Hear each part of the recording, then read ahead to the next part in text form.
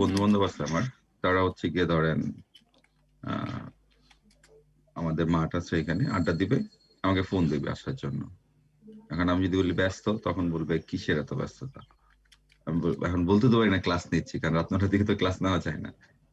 ব্যস্ত আছি, পরে কইরো এটা, সবাই আছে নিচে আসো। এখন ধরেন চাইলে অ্যাভয়েড করা যায়, আবার দেখা যায় ওদের মানে মুখের দিকে তাকিয়ে আবার যেতে হয়। তো গেলে আবার কি হয়, রাত্রে 11টা 12টার আগে আসা হয় না। এখন তখন এসে আবার কি করতে হয়, হয় দেখা যায় যে স্লাইড তৈরি করতে হয়, অথবা লিঙ্ক গুলা জেনারেট করতে হয়, অথবা নিজে কিছু স্টাডি করতে হয়। এগুলো করতে করতে দেখা যায় আবার 2টা 3টা বেজে যায়। সকালে যদি আবার 9টায় ক্লাস থাকে, আবার যদি আমি ঘুমাই ধরেন 2টা 3টার দিকে, তাহলে কিন্তু শরীর একটা মানে প্রেশার পড়ে যায় যে না, এইভাবে তো কন্টিনিউ করা যাবে না, কারণ মিনিমাম রেস্ট তো দরকার আছে। এই তারপরে তো জিনিসটা স্যার আপনি পজিটিভ দিকে সময়গুলো ওয়েস্ট করতেছেন, কিন্তু আমি পুরাই নেগেটিভ দিকে ওয়েস্ট করতেছি স্যার। না, আমার কাছে ওই পজিটিভ নেগেটিভ যে দিকটা, যে আমি 9টা পর্যন্ত বিজি ছিলাম, এখন আমাকে একটু রেস্ট নেওয়া উচিত, বা আমাকে একটু নিজে একটু টাইম দেওয়া উচিত। কিন্তু দেখা যায় তখন আমাকে আউটসোর্সিং করতে হচ্ছে, কোম্পানি দিতে হচ্ছে, তখন আমার কাছে জিনিসটা মানে তখন ভালো লাগে, কিন্তু যখন বাসায় এসে একদম এক্সস্টেড থাকি তখন গিল্টি ফিল কিন্তু হয় যে ঘুমাইতে পারছি এতগুলো না। এতগুলো সময় ব্যয় করলাম। ব্যয় করলাম, পরে ঘুমাইতে পারছি না, তখন কি করব? এখন হচ্ছে যে আমার কি করতে হবে, এখন সবকিছু আমার রেডি করতে হবে। যেমন কালকে প্ল্যান ছিল 2টার মধ্যে ঘুমাই যাবো, কিন্তু ঘুমাইছি 3টার দিকে প্রায়। আমি যখন ঘুমাইতে তখন ঘুম আসতেছে না। এই জিনিসগুলো জি আমার কাছে মনে হয় যে না, এর মধ্যে মনে হয় নিজেকে ই করে দিচ্ছি, মানে ডিস্ট্রয় করে দিচ্ছি। এটা করা উচিত না, সবকিছু একটা ডিসিপ্লিন ওয়েতে মেনটেন করা উচিত। সেটা জি আপনার স্যার। পড়াশোনা হোক, সেটা এন্টারটেইনমেন্ট হোক, সেটা মানে আউটিং হোক, যাই করা উচিত। যেমন আমাদের খুব তাড়াতাড়ি ঘুমানো উচিত, সকালে জি উঠে স্যার। আপনি প্রচুর সময় পাবেন। সকালে যদি আপনি 5টার দিকে 6টার দিকে উঠতে পারেন, আপনার ধরেন এক হিসাবে আপনি আরেকটা দিন পেয়ে গেলেন 12টা পর্যন্ত, যেটা কিনা জি আমরা জি বুঝি, স্যার, অনেকেই বোঝে না স্যার এই বিষয়টা। যেটা আমরা মনে করি 10টার দিকে 11টার দিকে ওঠা মনে হয় অ্যাকচুয়ালি ভালো না, এটা শরীরের জন্যও খারাপ। আবার আপনি সময় মেজর যে সময়টা 6টা থেকে 12টা পর্যন্ত, এর মধ্যে অর্ধেক সময় খেয়ে ফেলছেন।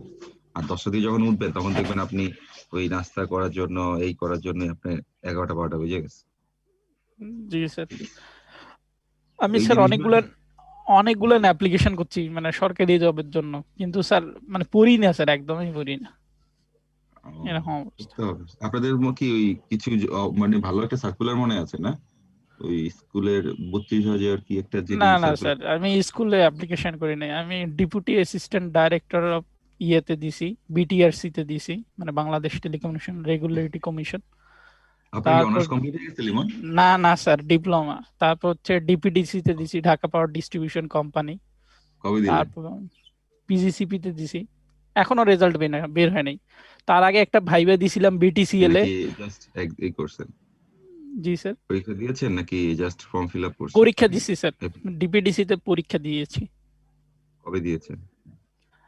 স্যার মেলা দিনেই হয়ে গেল, কেন জানি রেজাল্ট এখনো দিচ্ছে না স্যার, এটা নিয়ে টেনশনে। কি বলেন, মেলা দিন হয়ে গেছে? কবে দিয়েছেন, ফেব্রুয়ারি মাসে? না স্যার, এটা দিছি আমরা ফেব্রুয়ারির পরে, এটা দিছি জানুয়ারি ফেব্রুয়ারি এপ্রিলের দিকে দিছি। এপ্রিল করোনার মধ্যে কিভাবে পরীক্ষা দিলেন? এপ্রিলের ওই দিকেই দিছি, না না হ্যাঁ ফেব্রুয়ারিতে দিছি তাহলে স্যার, হ্যাঁ। মানে আমার দেখা লাগবে সার্কুলার, না দেখে আসলে বলতে পারবো না। পোস্টের নাম কি ছিল? এটা ছিল জুনিয়র আইটি ম্যানেজার। ভালো তো এটা, স্যালারি তো অনেক, আপনি তো রাতারাতি বড়লোক হয়ে যাবেন। আমাদের তখন মনে রাখবেন? না স্যার, 85K স্যার। আচ্ছা, মনে না রাখলে কিছু করার নেই, না বলে দিছি। না স্যার, আচ্ছা, 85K সব মিলিয়ে? জি স্যার, ওভার। আচ্ছা, জুনিয়র অ্যাসিস্ট্যান্ট, আর যদি অ্যাসিস্ট্যান্ট ম্যানেজার হতেন তাহলে তখন কত হতো? স্যার অন্তত পক্ষে 5 বছরের স্যার ইয়ে থাকা লাগবে, মানে ওই জায়গায় জব করা লাগবে, তাহলে অ্যাসিস্ট্যান্ট ম্যানেজার হওয়া সম্ভব, মানে প্রমোশন পাওয়া সম্ভব। অ্যাসিস্ট্যান্ট ম্যানেজার স্যালারি কত? স্যার লাখ আপনার কি, বুঝি নাই। স্যার 1,10,000 এরকম, বা 20K এরকম। আপনার কি ইয়ে দিচ্ছে, ভাইবার জন্য ডাকছে নাকি ভাইবাও না দিয়ে স্যার, দিচ্ছে? এখনো ভাইবার ডাকে নাই, তবে আমি বিটিসিএল এর স্যার ভাইবা দিছিলাম। বিটিসিএল এ এমন কোশ্চেন করছিল, মানে ফার্স্ট টাইম, মানে ভাইবা তো স্যার মানে এইরকম কোশ্চেন করছে যে ধরেন এক্স নামের একটা কম্পিউটার আছে, এটা সার্ভারের সাথে যুক্ত আছে কিনা নাই, এটা কিভাবে বুঝবেন, প্রথমেই এই নেটওয়ার্কিং কোশ্চেন। টাইপের, জি নেটওয়ার্কিং স্যার। টাইপের হ্যাঁ, বিটিসিএল তো নেটওয়ার্কিং এরই কাজ করে মোটামুটি। কাজ করে। আপনার ডিপ্লোমা কয় বছর ছিল, 3 বছর 4 নাকি বছর, 4 বছর। 4 বছর? কোথায় করছেন? Sir Kurigram polytechnic institute. আচ্ছা, এটা একটা আপনার জন্য গভর্নমেন্ট স্যার। পজিটিভ একটা মানে হয়েছে যে আপনার একটা সার্টিফিকেট আছে। 4 বছর ডিপ্লোমা করলেন, তাতে তো অনার্স করে ফেলতে পারতেন সিএসসি এর উপরে 4 বছর। না স্যার, আমি আর এই যে এসএসসির পর থেকে স্যার। ও আচ্ছা, তাহলে ঠিক আছে। হুম। তার মানে আপনি 4 বছরে যদি ডিপ্লোমা করেন তাহলে ওই এইচএসসি ওটা ইকুইভ্যালেন্ট হয়ে যায়, তখন আপনি অনার্স করতে পারবেন এরকম কিছু। জি স্যার, জি স্যার। ওটা স্যার আসলে ডিপ্লোমা তো স্যার কোনো ইয়ে না, মানে এটা তো আসলে ওই যে তেমন কোনো সার্টিফিকেট না, এটা হচ্ছে একটা সম্মান আর কি, যে একটা কোর্স কমপ্লিট করার আর কি ইয়ে দিছে, হুম হুম, এই বুঝতে আর কি পেরেছি। বিষয়টা। আচ্ছা, না ভালো লাগলো শুনে আপনি ট্রাই করছেন। আহ, ভালো কিছু করবেন এই প্রত্যাশাই করি। আচ্ছা, আমাদের চ্যাপ্টার হচ্ছে ইন্ট্রোডাকশন। আচ্ছা, আমাদের প্ল্যানের কি অবস্থা? বিজনেস প্ল্যান কি কমপ্লিট আমাদের? স্যার আমি তো করি নাই স্যার এখনো। আপনি এখনো ফেসবুক চালাচ্ছেন লিমন? না স্যার, ফেসবুক বলতে কি স্যার, আমার একটা আপনি সমস্যাই ছিল স্যার, আপনাকে বলছি তো মনে হয় স্যার।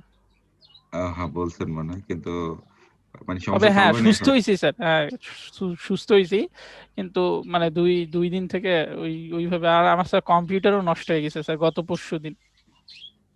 ওকে। আচ্ছা, কি এখনো কিন্তু 15 জন বাকি আছে, দেয়নি। Turn in 31। 15 জন। আহ, যদি কারো সমস্যা থাকে আমাকে বলতে পারেন কেন দিতে পারেন নাই, এই, জানাতে পারেন। যারা দিয়েছে তাদের একটু আমি নক করে দিচ্ছি। তৌকির আহমেদ হৃদয়, রাকিবুল রহমান, পারভেজ, আহসান হাবিব রডি, আলমগীর হোসেন, আশিক আহমেদ, চৈতি রানী দাস, ইলিয়াস আকন্দ, আহ, ইলিয়াসকে মানে আমি চিনি, আহ, ফাহিমুল ইসলাম, কামরুল ইসলাম শুভ, শামসেদ আহমেদ আখি, আহ, কে এ নুরুল কাদের, মেহেদি হাসান, মাসুদ রানা, রকিবুল হাসান, আব্দুর রহিম, ইশরাক রায়হান, সরি ইশরাক কাইম চৌধুরী, ইয়াসিন আরাফাত রাজন, হুমায়ুন কবির, আবু নাইম, হাসান পারভেজ, মহসিনা, রুবায়েত খান, মোর্শেদ মিয়া, নাফিসা মাহবুবা, নাজমুল হক, সজীব দাস, উম, সাকিব হাসান, শওকত আহমেদ শাকিল, সোহেল রানা, তৌহিদ ইসলাম, জহিরুল ইসলাম। টার্নিং লেট, সমস্যা নেই, লেট করছেন তো প্রবলেম নাই। I will consider it. তো যাই হোক, আর 15 জন তো এখনো দেয়নি। তারা কেন দেয়নি বুঝতে পারছি না। আপনাদের যারা মার্ক, ওগুলা বাদ, মার্ক বাদ। যে যে দুইটা গ্রেডেড হয়ে গেছে, শেখ জুবাইর আহমেদ আর তানিয়া আক্তার, এই দুইটা বাদ। কিন্তু 15 জন দেয়নি। সোনিয়া ইসলাম, রাকিবুল ইসলাম বাপ্পি, সুমাইয়া বাশার, শ্রীলিমন চন্দ্র, তারপর হচ্ছে তৌফিক হাসান, মেহেদি হাসান, মাহফুজুর রহমান হিমু, হাসান এমডি ইয়াসিন এমডি হোসেন, জামাল মিয়া, নুরুল্লাহ, শাহানুর রহমান, মাসুদ রানা। মাসুদ রানা কি দুইটা আইডি নাকি আপনার? গ্লোজিয়া মাসুদ চাকমা। রানা 2 জন আছে। ও, 2 জন আছে। শারমিন সাবিহা, সবুজ মিয়া। আচ্ছা, এখানে গ্লোজিয়া শুনতে পাচ্ছেন? আপনি কি আপলোড করেছিলেন? স্যার নেই স্যার, মনে হয় আছে কি স্যার? ওর এখানে একটা ফাইল দেখতে পাচ্ছি, হ্যাঁ ও মনে হয় দিয়েছে, কিন্তু মানে এটা দেখাচ্ছে কেন?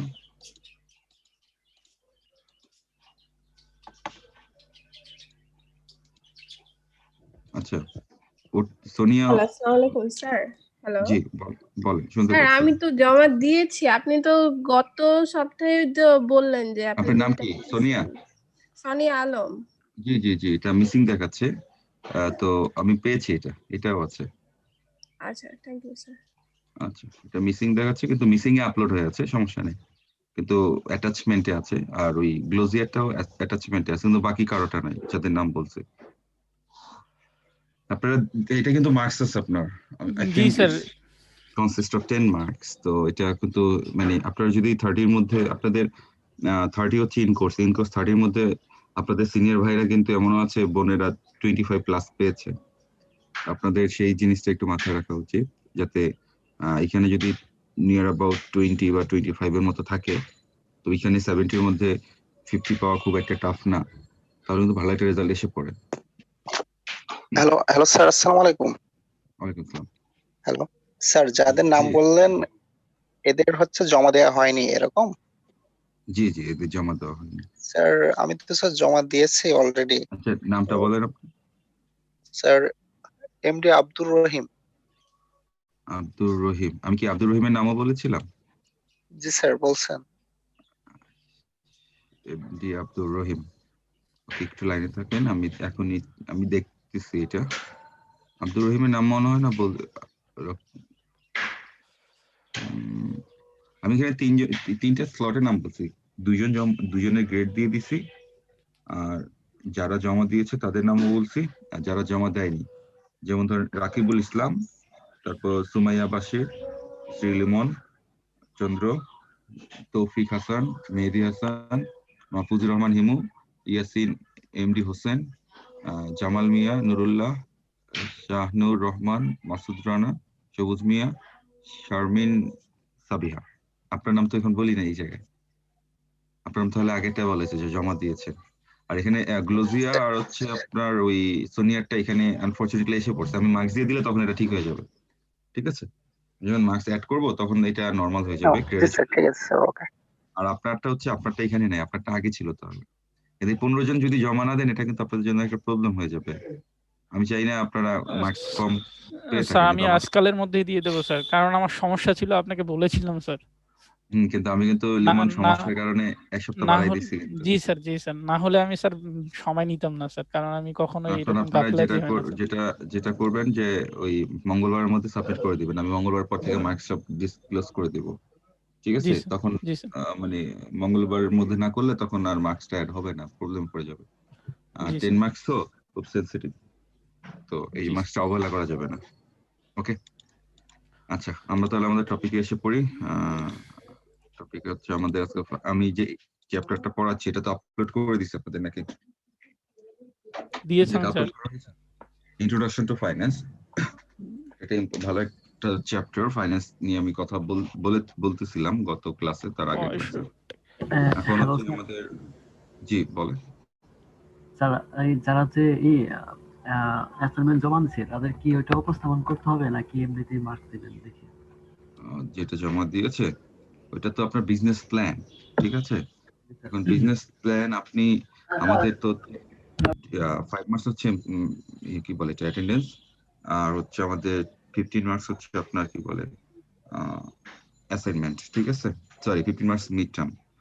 আর আমরা আরো যে 20 মার্কস আছে সেখানে আমরা চাইলেই করতে পারি। সেখানে চাইলে, সরি 20 না, আরো 10 মার্কস আছে।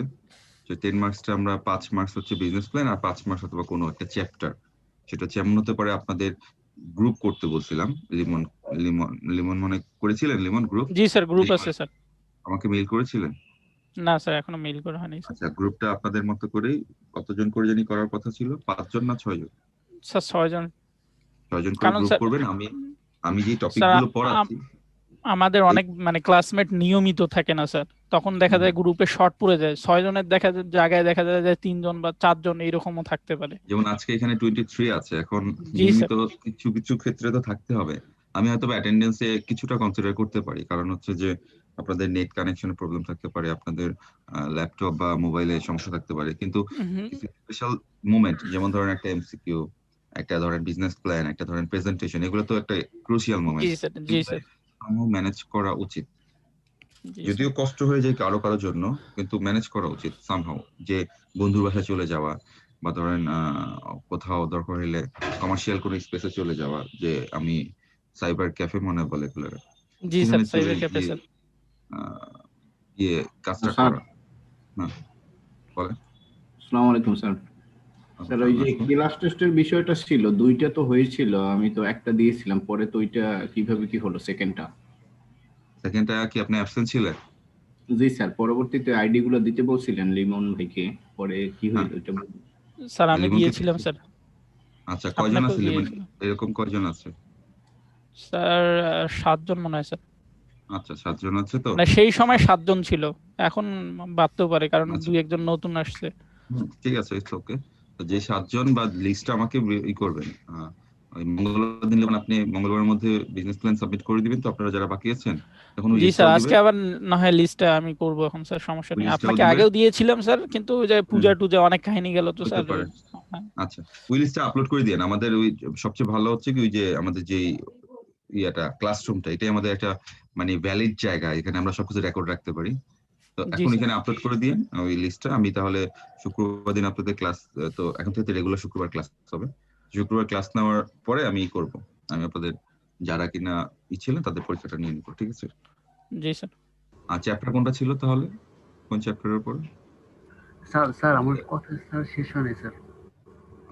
আচ্ছা, আমি কথাটা শুনবো, নাজমুলের কথাটা বলে শুনে নিই। নাজমুল, আমাদের লিমন, আমাদের লাস্ট কোন চ্যাপ্টারের উপর পরীক্ষা ছিল?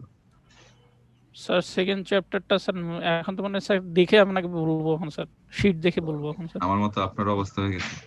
না আমি তো স্যার, মাঝে আমি আসলে আমার কম্পিউটার নাই স্যার, কোনো রেকর্ড নাই স্যার।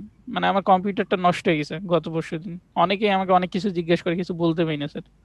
মানে আচ্ছা, রেকর্ড তাহলে তো আপনি একটা ওইখানেই কাজ ছিল স্যার। করেন, আপনার একটা করেন, আপনারা তাহলে দুইজন মিলে কাজ করেন, তাতে আপনার জি স্যার। মানে আপনি তাতে একটু হলো ফ্লেক্সিবিলিটি পাবেন। জি আপনি স্যার। যদি কেউ ইন্টারেস্ট থাকে আপনার সাথে কাজ করার জন্য, সাথে সাথে মানে রেকর্ড রাখা বা কমিউনিকেশন করা আপনার সাথে, তাহলে আপনার স্যার জন্য একটু আমাদের সেকেন্ড সিয়ার আছে স্যার জুবাইর, ওর সাথে এখন আমি স্যার মানে এটা এখন বিষয়ে তো আলোচনা সাথে করবো স্যার। করবেন, তাহলে ঠিক আছে। good. জুবাইরের সাথে কমিউনিকেশন করে আপনার যেখানে যেখানে লিমিটেশন আছে জুবাইরকে এটা করলেন, আর জুবাইর আপনাকে সাপোর্ট করলো, মানে দুজনের মধ্যে একটা মিউচুয়াল আন্ডারস্ট্যান্ডিং এর মাধ্যমে করতে পারেন, ঠিক আছে? আর সেকেন্ড চ্যাপ্টার কোন, ওদের নাম যখন লিখবেন ওই লিস্টটা দিবেন, নাম প্লাস আইডি, তার সাথে কোন চ্যাপ্টারের উপর আমি মানে সারপ্রাইজ টেস্ট বা ক্লাস টেস্ট নিয়েছিলাম ওই চ্যাপ্টারটা আমাকে মনে করে দিন। কারণ কি আমার জি স্যার। মানে আমার মনে থাকে না এই কারণ হচ্ছে যে আমার ওই প্রতি সপ্তাহে থাকে যে অলমোস্ট 7 থেকে 8টা কোর্স নিতে হয়, তো আমার খেয়াল থাকে না। এই জন্য আমি রেকর্ড দেখে তারপর আমি ডিল করতে চাই, কারণ আমি যদি আবার এমন একটা জিনিস দিয়ে দিলাম যেটা আপনারা পরে নেন, বা আমি দিছি কিন্তু সেটা মিড টার্মে ছিল না, তখন আপনার জন্য এটা পেইনফুল হয়ে যাবে। তো যাই হোক, তো কি বলতে যাচ্ছেন আলমগীর, তাড়াতাড়ি বলেন। ওই আমাদের যে বিজনেস প্ল্যানটা ছিল ওইটার মার্কিং কি স্যার শুধু যে আপনি নিচে দেখে দেখবেন দিবেন, নাকি আমাদের ওইটা উপস্থাপনার উপরও নির্ভর করবে যে আমরা সেটাকে আপনাদের প্রেজেন্টেশন হবে হচ্ছে প্রেজেন্টেশন আপনারা চাইলে এটা মানে দুইভাবেই করতে পারেন। আমি আপনাদের দুটো অপশন দিচ্ছি। একটা হচ্ছে আমরা যে টপিক গুলো পড়ছি এই টপিক গুলোর উপরে আপনারা প্রেজেন্টেশন করতে পারেন।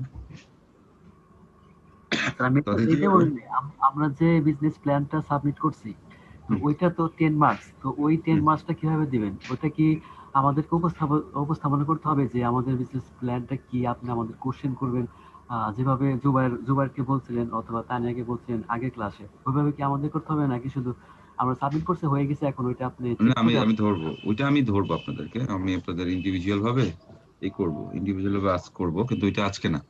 আজকে আমি একটু পড়াবো আপনাদের, ওইটা করবো হয়তো বা নেক্সট শনিবার, আবার পসিবল রোববার আরেকটা জাস্ট প্ল্যানের উপর ক্লাস হবে, ঠিক আছে? ওইটা আমি করবো, ওইটা মানে আপনাদেরকে প্রেজেন্টেশন হবে না, কিন্তু আপনাদেরকে আমি আজ করবো কি করলেন, কিভাবে করলেন, কি যেটা আমি ওই সোনিয়া বা জুবাইরকে ধরছিলাম ওইভাবে আমি ধরবো, ঠিক আছে?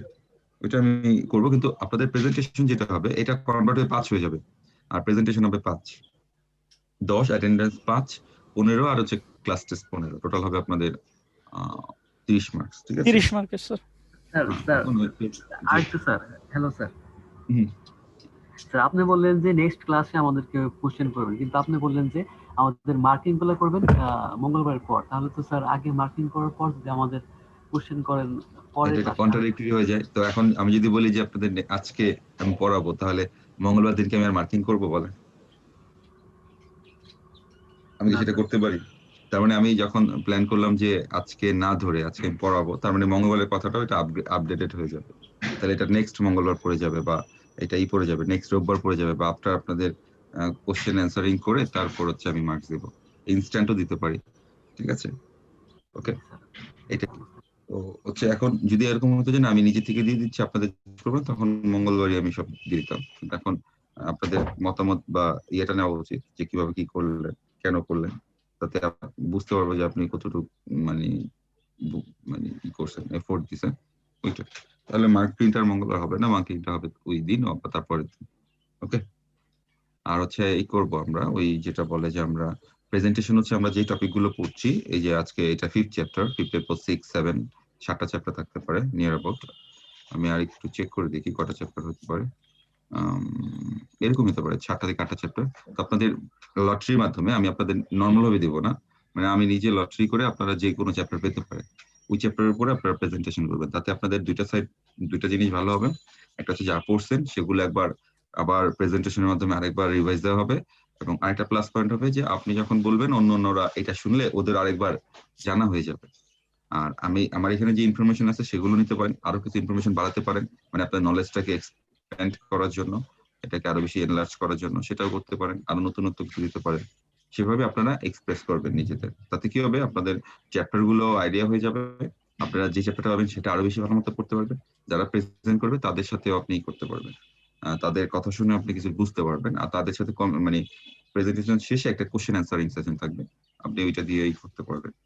কোনো কিছু যদি মনে হয় যে না কনফিউজ, তখন ওইটা আপনি কথা বলে ক্লিয়ার হতে পারবেন। এই সুযোগটা রাখা উচিত। এই জন্য দেখা যাবে 2 দিন অ্যাটলিস্ট তো লাগবেই, যে 6টা গ্রুপ হলে 3টা করে, বা 8টা গ্রুপ হলে 4টা করে। ওকে, তো আমি যেটা লিমনকে আমি আরেকটা কাজ দিয়ে দিচ্ছি, যে ফার্স্ট কাজ হচ্ছে লিমন আমাকে যারা পরীক্ষা দেয়নি সেকেন্ড ক্লাস টেস্ট, জি স্যার, তাদের একটা লিস্ট এবং সাবজেক্ট স্যার।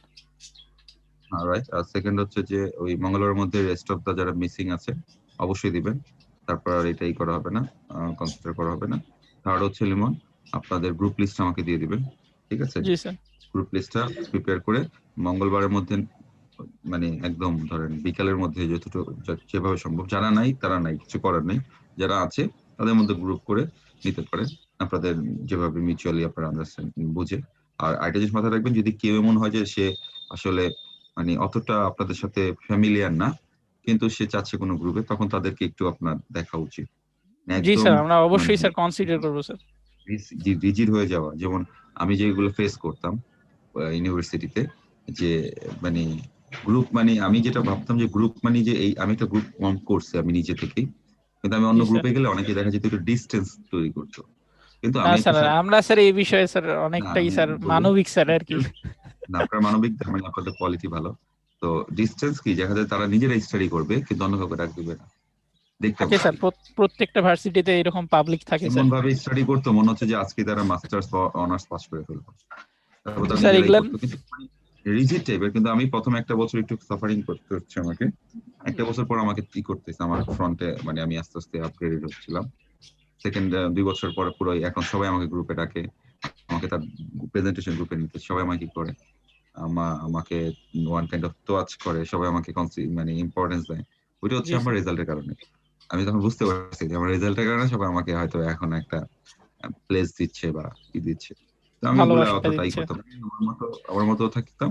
আমার কাছে যে ক্লাসের ব্যাক বেঞ্চার ছিল তাকেও আমি নোট করতাম, আমি শিটস দিতাম, এবং যে আমার কম্পিটিটর ছিল তাদেরকে আমি শিটস দিতাম, যে নে পড়ে গ্ল্যাক যত পড়াশোনা সমস্যা। স্যার ত্রিপলি অ্যাসাইনমেন্টে স্যার আমি 19 জনকে শেয়ার করছিলাম স্যার আমার অ্যাসাইনমেন্ট। ভালো, এটা ভালো।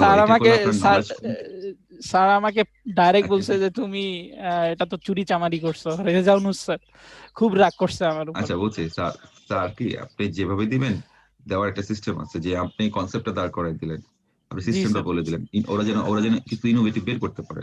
তবু কপি পেস্ট করলে তো আপনার জন্য এটা মানে হিউমিলেটিং হয়ে যাবে, আপনাকে বকা দিবে। আমি বলছিলাম যে একটু কনসেপ্ট চেঞ্জ করে দিস বা একটু লেখাগুলো মানে একটু চেঞ্জ করে দিস, কিন্তু কেউ স্যার মানে অনেকে ব্যস্ত থাকে স্যার, আমাদের এখানে অনেকে পড়াশোনার পাশাপাশি জব করে স্যার, তাদের ক্ষেত্রে হয়ে গেছে ভেজাল। আপনাদের সবারই তারপরে একটু কনসিডার করা উচিত, কারণ কি এখন তো ফার্স্ট ইয়ারে আছেন বা ফার্স্ট সেমিস্টারে, আপনাদের প্রায় 8টা সেমিস্টার, এখন যদি এত ডিপেন্ডেন্সি এসে পড়ে তাহলে কিন্তু পরে ভয় পেয়ে যাবে। সেই জন্য আর কি প্রথম থেকে একটু সেলফ কনফিডেন্ট বা সেলফ ডিপেন্ডেন্ট জিনিসটা অ্যাকুয়ার করে, তাতে আপনাদের ফিউচারে দেখবেন যে এগুলো ইজি লাগবে, টাফেস্ট জিনিসগুলো। সবার সাথে সবার মিউচুয়াল আন্ডারস্ট্যান্ডিং দরকার আছে, তাহলে কি হবে আপনাদের বিপদে বা একটা ক্রাইসিসে দেখবেন যে আপনি সাপোর্ট পাচ্ছেন। যাই আমিও সাপোর্ট পাইছি একসময়, হয়তো এটা আমার রেজাল্টের কারণে সাপোর্ট পাইছি, কিন্তু তারপরে আমার 2-3টা ভালো বন্ধু ছিল এবং আমি তাদের কারণে আমি আর গ্রুপ চেঞ্জ করিনি। আমাকে পরে বেস্ট 2-1টা গ্রুপ ছিল, অফার দিয়েছিল যাওয়ার জন্য, আমি যাইনি।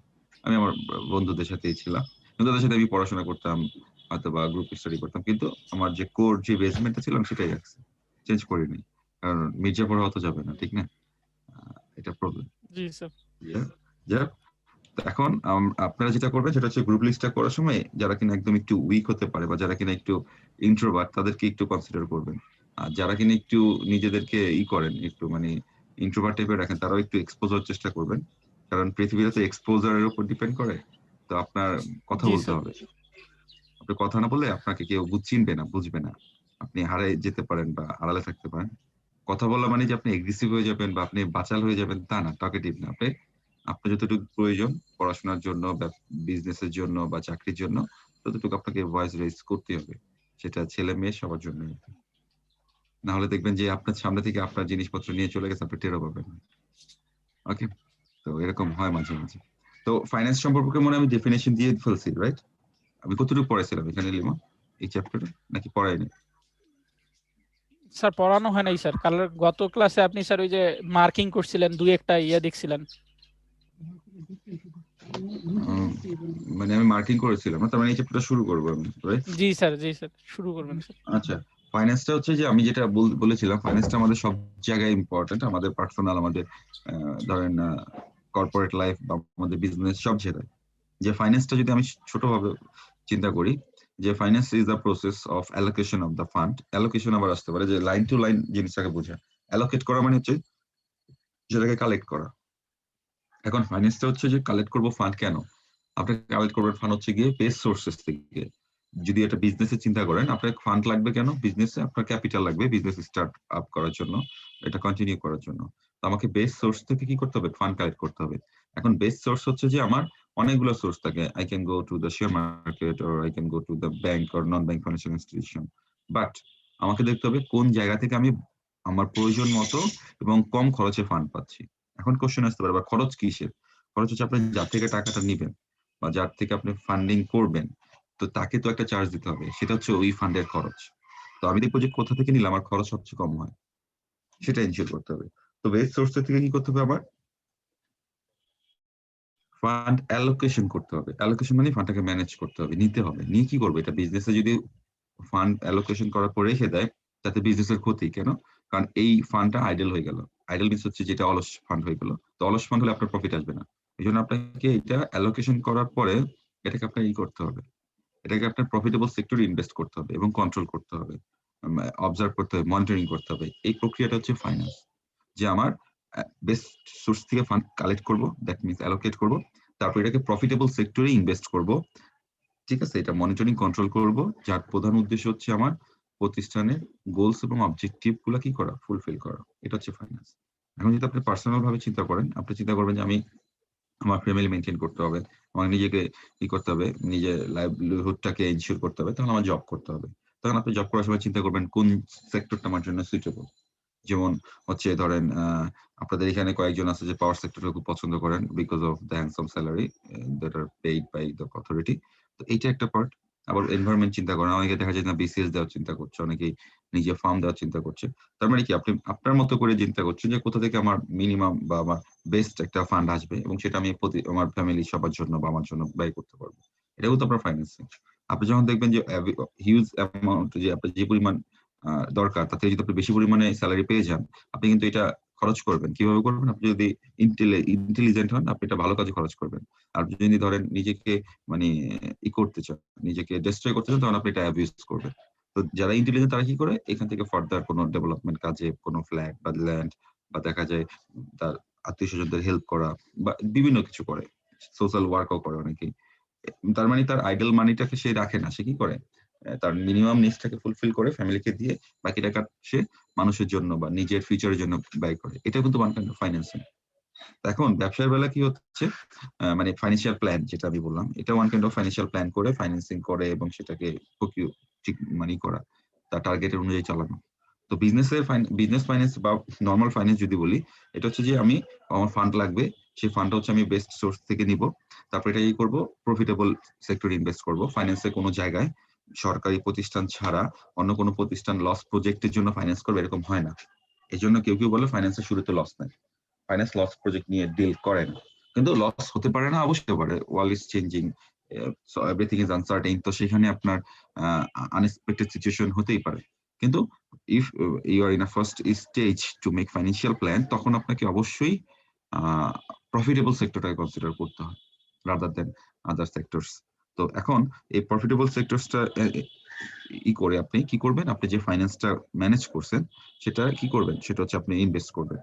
ইনভেস্ট করলে আপনার এমন ভাবে ইনভেস্ট করবেন যাতে আপনার প্রতিষ্ঠানের টার্গেট যেটা, গোল যেটা, সেটা, যেমন আপনাদের এখানে অনেকে আছে যারা ভাবতেছে যে না আমি খুব প্রথম থেকে ভালো মতো পড়বো এবং টপে থাকবো, আবার কেউ কেউ আছে না আমার জাস্ট একটা সার্টিফিকেট হলেই হবে, আবার কেউ কেউ আছে না আমি একটা অ্যাভারেজ রেজাল্ট 3 কাছাকাছি বা 3+ পেলেই হবে আউট অফ 4, আবার কেউ টার্গেট রাখছে আমি 3.5 পাবো। তো এরকম কি আপনাদের প্রত্যেকের কিন্তু একটা গোল আছে, অবজেক্টিভ আছে, সেই গোল অবজেক্টিভের বেস করে কিন্তু আপনারা পড়াশোনা করছেন, ঠিক আছে? এটা কিন্তু সবাই। এখন আপনার ফাইন্যান্সেরও কিন্তু একটা মানে এই যে ফান্ড কালেক্ট করলাম, এই যে এটা ইনভেস্ট করলাম প্রফিটেবল সেক্টরে, কেন করছি? তার মানে প্রতিষ্ঠানের মিশন, ভিশন এগুলো আছে, প্রতিষ্ঠানের টার্গেট আছে, গোল অবজেক্টিভ আছে, সেগুলোকে কি করে অ্যাচিভ করার জন্য। এখন এই পুরো প্রক্রিয়াটাকে ফাইন্যান্স বলা হয়। যদি আমি এখন ডেফিনিশন বলি, finance is the process of collection of fund from best sources in order and utilization this fund into profitable sector in order to achieve our firm's goals and objective. এটা হচ্ছে finance, এভাবে finance বলা আছে, ঠিক আছে? আর finance তো আপনার সব জায়গায় লাগবে, আপনার পার্সোনাল লাইফ থেকে শুরু করে বিজনেস সব জায়গায়। এখন ফাইন্যান্সে অনেক সময় দেখা যায় ব্যবসা শুরু করতে গেলে ধার নিয়ে শুরু করতে হতে পারে, আবার অনেক সময় দেখা যায় ব্যবসা শুরু করতে গেলে আপনার নিজের টাকা নিয়ে শুরু করতে পারেন। আমাদের মধ্যে একটা ভুল আছে এখানে, আমরা ধার নিয়ে শুরু করলে ইন্টারেস্ট দেই, কিন্তু আমরা নিজের টাকা নিয়ে শুরু করলে মনে করি আমাদের কিছু দিতে হবে না, কিন্তু এটা ভুল। তারপরে নিজের টাকারও তো একটা রিওয়ার্ডস পাইতে আপনার ইচ্ছা করবে, সেই রিওয়ার্ডসটা কি? আপনি প্রফিট আশা করবেন, আপনি ডিভিডেন্ড আশা করবেন, এটা আপনার রিওয়ার্ডস। তো আপনি যদি মনে করেন আমার টাকার কোনো খরচ নাই, আমার টাকার কোনো খরচ হচ্ছে না, আমি এই জন্য সেফ আছি, আর আমি ব্যাংক থেকে লোন নিছি, আমি প্রেসারে পড়ে গেছি, এটা বলা ভুল। এটার খরচ আছে, এটা বলা ভুল। কেন? কারণ আপনার নিজের টাকারও কি একটা চার্জ আছে, সেটা আপনি হয়তো বা কনসিডার করছেন, কোনো সময় নিচ্ছেন, কোনো সময় নিচ্ছেন না, কিন্তু এটা যদি কাউকে ধার দিতেন তখন কি তার থেকে ভেঙে ভেঙে নিতেন, একসঙ্গে তার প্রফিট এবং আপনার প্রিন্সিপাল নিয়ে নিতেন। তার মানে কি, যে আপনার টাকাটা যেটা আপনি নিজে দিচ্ছেন সেটাকে বলা হয় ইকুইটি ক্যাপিটাল, বা সেটাকে বলা হয় মালিকের পার্টিসিপেশন, যেটা বলে ওনার্সদের পার্টিসিপেশন, কন্ট্রিবিউশন। তার সাথে সাথে আপনি ব্যাংক থেকে বা আদার্স ফাইন্যান্সিয়াল ইনস্টিটিউশন থেকে লোন নিতে পারেন, সেটা হচ্ছে আপনার ডেট বলে। তার মানে একটা প্রতিষ্ঠান ক্যাপিটাল মানে মূলধন, যেটা ফরম্যাট হতে পারে দুই ভাবে, একটা হচ্ছে ইকুইটি দিয়ে হতে পারে, একটা ডেট দিয়ে হতে পারে। ইকুইটি হচ্ছে আপনার মালিক যেটা দিচ্ছে বা মালিকেরা যেটা দিচ্ছে, আর ডেট হচ্ছে আপনি বাইরে থেকে ধার নিয়ে যেটা ব্যবসায় কাজে লাগাচ্ছেন। তার মানে ক্যাপিটাল সবসময় যে মানে একটা সাইড হতে পারে তা না, দুইটা সাইডে হতে পারে, যে মালিক দিচ্ছে এবং আপনি ধারও নিচ্ছে। কিন্তু শুধু ধার নিয়ে ব্যবসা করবেন এটা দিবে না কেউ। যে আপনার বন্ধু যা বলবেন, বন্ধু তুমি আমাকে 5 লাখ টাকা দাও, আমি একটা ব্যবসা করব, তো আমার কাছে তো কোনো টাকা নাই, তো তোমার টাকা দিয়ে ব্যবসা করবো, প্রফিট হবে, দুজন 50-50 নিব। ও বন্ধু মানবে এটা? যে ও কি করবে যদি বুদ্ধিমান হয়ে থাকে, যে তুমি তোমার যদি 5 লাখ টাকা দিয়ে আমার থেকে 5 লাখ টাকা নিতে পারতা, তাহলে আমি বলতাম যে না তুমি মোটামুটি সিরিয়াস। তো তুমি আমার ধার টাকা দিয়ে তুমি ব্যবসা করবা, তো তোমার এই টাকার প্রতি তোমার কতটুকু থাকবে, সিরিয়াসনেস থাকবে, এটা কিন্তু একটা কোশ্চেন এসে পড়বে, ঠিক আছে? তো এই জন্য এখানে দেখা যাবে যে এই ধরনের ফাইন্যান্স হবে না, বা এই ধরনের ক্যাপিটাল ফর্মেশন হবে না। এখানে কি হয়ে যাবে, এখানে আপনার নিজের কন্ট্রিবিউশন থাকতে হবে, বাইরে থেকে লোন নিতে পারে, কিন্তু ফুল লোন নিয়ে কি করা যাবে না, মূলধন গঠন করা যাবে না। তো ফাইন্যান্সে যে আপনি অ্যালোকেশন করবেন ফান্ড, যে ফান্ড কালেক্ট করবেন, সেটা দেখা যাবে যে আপনার নিজে যদি অলরেডি থেকে থাকে তাহলে বাইরে থেকে ধার নিবেন, আর যদি আপনার যদি ধরেন নিজেরই নাই তাহলে আপনি নিজেও দিবেন, তারপর বাইরে থেকে ধার নিবেন, ধার নিয়ে তারপর সেটা ইনভেস্টমেন্টে ইউজ করবেন, ইনভেস্টমেন্টের জন্য করবেন, কাজে লাগাবেন, এবং তারপরে আপনি এমন ভাবে করবেন যাতে আপনার টার্গেট, যেটা ব্যবসা শুরু করার সময় আপনাকে টার্গেট থাকবে, সেই টার্গেট এবং গোলটাকে যেন অ্যাচিভ করা যায়, এটা হচ্ছে আপনার ফাইন্যান্স। ফাইন্যান্স সব জায়গায় লাগবে, আপনার কোম্পানির জন্য লাগে, ফার্মের জন্য লাগে, ইন্ডিভিজুয়াল সব জায়গায় ফাইন্যান্সিং করতে হয়। আপনার ব্যক্তিগত লাইফেও করতে হবে, আপনার লাইফেও করতে হবে, মানে কর্পোরেট লাইফেও করতে হবে। এখন ফাইন্যান্সিয়াল ম্যানেজমেন্ট কি, এই ফাইন্যান্সটাকে ঠিকমতো করার জন্য, যে ফাইন্যান্স ঠিকমতো হচ্ছে নাকি, প্ল্যানিং করা, অর্গানাইজিং করা, ডিরেক্টিং করা, কন্ট্রোলিং করা, ঠিক আছে? যার মাধ্যমে আমি কি করতে পারবো, আমি ঠিকমতো ফান্ড কালেক্ট করতে পারবো এবং এটা প্রপার ইউটিলাইজেশন করতে পারবো, সেই জিনিসটাকে বলা হয় ফাইন্যান্সিয়াল ম্যানেজমেন্ট, যেটা হচ্ছে process of planning, organizing, directing, controlling the financial activities such as procurement and utilization of fund of the enterprise. Procurement মানে হচ্ছে কালেকশন, অ্যালোকেশন, এটাকে প্রকিউরমেন্ট বলা যায়, ঠিক আছে? Utilisation of fund of the enterprise, এটাকে বলা হয় ফাইন্যান্সিয়াল ম্যানেজমেন্ট। এই ফাইন্যান্সিয়াল ম্যানেজমেন্ট হচ্ছে আপনার, আপনি যখন কিনা ম্যানেজারিয়াল অ্যাক্টিভিটিস করবেন, তাহলে আপনার ম্যানেজমেন্ট সম্পর্কে আপনার ধারণা থাকতে হবে। আপনি যখন ফাইন্যান্সিং করবেন, ফাইন্যান্সিয়াল কাজ করবেন, তখন আপনার এটা কিভাবে ম্যানেজ করতে হবে, কিভাবে কি করতে হবে, কিভাবে এটা এগোতে হবে, কোন ওয়েতে করলে সবকিছু সিস্টেমে করা যাবে, এগুলো আপনার ডিটারমাইন করতে হবে। আর এটাকে এই জন্য বলা হয় মিনিং অফ মানে এটাকে ফাইন্যান্সিয়াল ম্যানেজমেন্ট বলা হয়, যে ফাইন্যান্সের কাজগুলো ঠিক মতো করার জন্য আপনাকে প্ল্যান করে, অর্গানাইজ করে, ডিরেক্টিং করে, কন্ট্রোলিং করে কি করতে হবে, আপনার করতে হবে এটা। যেমন ধরো আপনি ফান্ড প্রকিউর করবেন, তো সেখানে প্ল্যান লাগবে। ফান্ড ইউটিলাইজ করতে গেলে ফান্ড কালেক্ট করলেন, তার মানে এটা মানে এটা অর্গানাইজ করলেন, ফান্ড প্ল্যান করে ফান্ডটাকে কালেক্ট করলেন। এই কালেক্টেড ফান্ডটাকে আপনি ইউটিলাইজ করবেন কিভাবে? ডিরেকশন দিয়ে। ডিরেকশন দিবেন যে এই জায়গায় ইউজ করো এটা।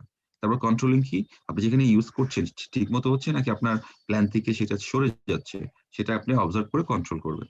মানে এই টোটাল প্রসেসটাকে কি বলা যাবে? ফাইন্যান্সিয়াল ম্যানেজমেন্ট বলা যাবে। ফাইন্যান্সিয়াল ম্যানেজমেন্ট একজন ম্যানেজার থাকে। ম্যানেজার কিন্তু প্রোডাকশন ম্যানেজার থাকতে পারে, অ্যাডভার্টাইজমেন্ট ম্যানেজার থাকতে পারে, ফাইন্যান্সিয়াল ম্যানেজার থাকতে পারে, অ্যাকাউন্টেন্ট থাকতে পারে, অ্যাকাউন্টিং ম্যানেজার। তো ফাইন্যান্সিয়াল ম্যানেজারের মেইন কাজ হচ্ছে যে টাকা নিয়ে করা, মানে সবসময় ডিল করা, এটা নিয়ে প্ল্যান করা, চিন্তা করা, ডিসবার্সমেন্ট করা। তো এখন ফাইন্যান্সিয়াল ম্যানেজমেন্টের কিছু স্পেশাল কাজ আছে, যে কাজটাকে 3টা ভাগে ভাগ করা হয়েছে, আই থিংক সো। স্কোপ আর এলিমেন্ট অফ ফাইন্যান্সিয়াল ম্যানেজমেন্ট, এই কাজটা করে financial manager, financial analyst, financial manager almost same, ঠিক আছে। কিন্তু কিছু কিছু জায়গায় দেখা যায় অ্যানালিস্ট হচ্ছে একজন অ্যাডভাইজার হিসেবে কাজ করতে পারে, কিন্তু ম্যানেজার তো প্রতিষ্ঠানের নিজস্ব মানুষ বা নিজের একটা মানে নিজের একটা অংশ। সেখানে 3টা কাজ আছে। তো আমি আপনাদের একটা জিনিস জিজ্ঞেস করতে যাচ্ছি, আপনি আপনাদের যে কোনো একজন বলতে পারেন, বা যে পারেন বলেন, সেটা হচ্ছে কোনটা আগে? আমার কি আগে ইনভেস্টমেন্টের কথা চিন্তা করতে হয়, না আগে আমার কালেকশনের কথা চিন্তা করতে হয়? স্যার আগে Fund ইনভেস্টমেন্ট স্যার। আগে ইনভেস্টমেন্ট স্যার। বলেন, আর কে বলবেন যে আগে আমি ইনভেস্টমেন্ট চিন্তা করব, ফান্ড কালেকশনের কথা চিন্তা করব? আর কে বলবেন? না স্যার, ফান্ড কালেকশনই আগে হবে স্যার, সরি স্যার। বলেন, আর কেউ আছে? Which one should be given more importance first? যেমন একবার ছিল কি জানি ইনভেস্টমেন্ট, লিমন পরে চলে গেল ফান্ড কালেকশন। এতে আমার সুবিধা হয়েছে, লিমন জিনিসটাকে ব্যালেন্স করে ফেলছে, ঠিক আছে। না sir, Limon I like. Fund collection না হলে তো স্যার ইনভেস্টমেন্ট সম্ভব না স্যার। আচ্ছা, এটা আপনার লজিক ঠিক আছে, ঠিক আছে, কিন্তু সব কিছু যেমন আপনি এক্সপ্লেন করছেন, এখন আর কেউ কিছু বলতে পারবেন না? আচ্ছা, প্রশ্নটা কি ছিল? প্রশ্নটা বুঝেন নাই? ফান্ড কালেকশন হবে। ফান্ড কালেকশন, ওকে। আর কে আছেন আমাদের ছোট আপুদের মধ্যে বা বন্ধুদের মধ্যে? কেউ বলবে না? সবাই কি মানে ভয়ে আছে যে বললে কি বিপদে পড়ে যায়? হ্যালো, আচ্ছা। আপনার স্যার আমার ফাইন্যান্সটা মতে মনে দুটোই ইম্পর্টেন্ট। আমার মনে হয় ফাইন্যান্সটা মনে হয় এই ছেলেরা ভালো বুঝে রাদার দ্যান মেয়েদের থেকে, আমি রেসপন্স সেটাই পাচ্ছি। আচ্ছা, সেটা হচ্ছে যে দুইটা সিমালটেনিয়াসলি দেখতে হবে। কেন? কোশ্চেন দেখেন, আপনি ধরেন ফান্ড কালেকশন করছেন, লেমন, আপনি ফান্ড যে কালেক্ট করলেন, আপনি কিভাবে বুঝলেন যে আপনার এই পরিমাণ টাকা লাগবে? লেমন, হ্যাঁ স্যার, এটা তো স্যার আপনার একটা পরিকল্পনা থাকতে হবে, একটা ক্লিয়ার পরিকল্পনা না থাকলে তো স্যার আপনি Right. বুঝতে পারবেন না যে স্যার কত বুঝতে টাকা লাগবে। পারবেন না। তার মানে আপনার কত টাকা লাগবে, আপনি ইনভেস্টমেন্ট না খুঁজে, আপনি ইনভেস্টমেন্ট সম্ভাব্য অপরচুনিটি গুলো না দেখে আপনি কি বুঝতে পারবেন আপনার কত টাকা ফান্ড কালেক্ট করতে হবে? আপনি কি 10 লাখ টাকার প্রজেক্টে যাবেন, না আপনি 20 লাখ টাকার প্রজেক্টে যাবেন? এখন আপনি কত কালেক্ট করবেন? আপনি কালেক্ট করতে গেলে 10 লাখ করে রাখছেন, প্রজেক্টের ভ্যালু হচ্ছে 20 লাখ, তাহলে আপনি কি এটা ইমপ্লিমেন্ট করতে পারবেন? তার মানে তাহলে কোনটা তো আগে? স্যার মানে একটা আরেকটার উপর ডিপেন্ডেবল স্যার, মানে এটা ছাড়া ওটা চলতে পারবে না, ওটা ছাড়া এটা চলতে পারবে না, এইরকম এখন নাকি আপনি স্যার বলেন বিষয়টা? কোনটা আগে চিন্তা করবেন, ইনভেস্টমেন্ট নাকি আপনার কালেকশন অফ ফান্ড? আমার মতে ইনভেস্টমেন্ট করে তারপরে হলো গিয়া ফান্ড কালেকশনের দিকে। ইনভেস্টমেন্ট করে না, মানে ইনভেস্টমেন্ট প্ল্যান করে করে না, ইনভেস্টমেন্ট খুঁজে সার্চিং করে, এটাকে অল্টারনেটিভস বা অ্যাভেলেবল ইনভেস্টমেন্ট গুলোকে খুঁজে সেটাকে মেজার করে দেখতে হবে কি পরিমাণ টাকা কোনটা খরচ হচ্ছে বা কোনটা স্যার লাগবে। বড় জটিল প্রশ্ন স্যার এটা। আসলে জটিল। আর আমি জি ও আচ্ছা স্যার, আপনাকে থামিয়ে দিলাম। আচ্ছা, ইনভেস্টমেন্ট এবং ফান্ড কালেকশন দুইটাই আসলে কেমন, যে ইনভেস্টমেন্টে আমার পার্সোনাল ইনভেস্টমেন্ট থাকবে, প্লাস হলো ডেট লোনও থাকবে, আবার ফান্ড কালেকশন হলো সেটাকে ইমপ্লিমেন্ট করা, মানে আমার পার্সোনাল ইকুইটিটা নিয়ে আসা এবং লোনটা নিয়ে আসা, সেরকম কি? না না, এরকম না, আমি ক্লিয়ার করছি। জি স্যার। আমি গতকালকে আমার এক ফ্রেন্ড, ওর পরীক্ষা, ওর মানে ভাইবা আগামী মঙ্গলবার বাংলাদেশ ব্যাংকে, ও আমার গতকালকে 6টার দিকে আসছে, প্রায় 9টা 9:30 পর্যন্ত সময় দিতে হয়েছে। তো কিছু কিছু জিনিস আমি নিজেই ভুলে যাই, যে ফাইন্যান্সে একটা ঝামেলা কি, এটা মানে পারলেও ভুলে যেতে হয়। মানে আপনি জানেন আপনি অলরেডি 10 বার পড়ছেন, তারপর আপনি ভুলে যাবেন। এটা একটা মানে প্রবলেম হয়ে যায়, যে জটিল না জিনিসটা হচ্ছে যে আপনি যদি অভ্যস্ত না হন আপনি ভুলে যাবেন, বা আপনার চর্চার মধ্যে না থাকে। এখন এই মহসিনা যেটা বললো যে ইনভেস্টমেন্ট, যেটা প্রথম বললো যে লোন এবং ইকুইটি, আপনি যদি নিজে টাকা দেন মহসিনা, সেটা হচ্ছে আপনার ইকুইটি বলে, সেটাকে আপনার বলা হয় মানে কোম্পানির মালিকের অংশ বা মালিকদের অংশ, ওনারদের অংশ। আর জি যদি আপনি স্যার। লোন নেন সেটাকে বলা হয় ডেট, জি ঋণ বলা হয়। ঋণ মূলধন, আর এটা হচ্ছে আহ মালিকের মূলধন। তার মানে ক্যাপিটাল দুই ভাবে হতে পারে, একটা ধার নিয়ে হতে পারে, আবার মালিককে নিজে যেটা দিবে সেটা নিয়ে হতে পারে।